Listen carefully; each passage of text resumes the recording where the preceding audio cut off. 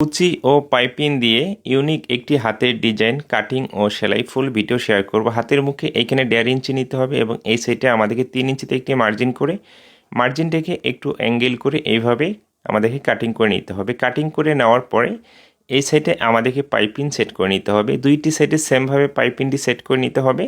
আমি একটি সাইডে আপনাকে পাইপিংটি সেট করে দেখিয়ে দিচ্ছি।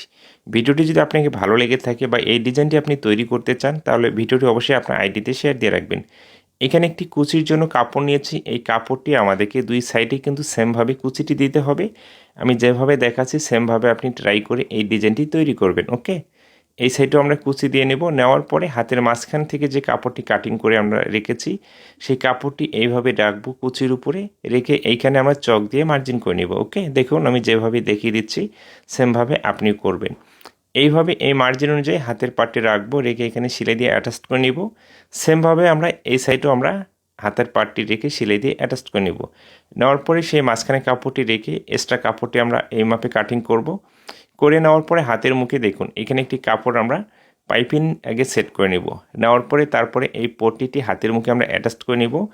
এই ডিজাইনটি যদি আপনাকে ভালো লেগে থাকে এবং পরবর্তীতে আবারও দেখতে চান অবশ্যই আপনার ফেসবুক আইডিতে আপনি শেয়ার দিয়ে রাখতে পারবেন। তাহলে যে কোনো মুহূর্তে কিন্তু আপনি এই ভিডিওটি দেখে ডিজাইনটি তৈরি করতে পারবেন। ডিজাইনটি তৈরি করা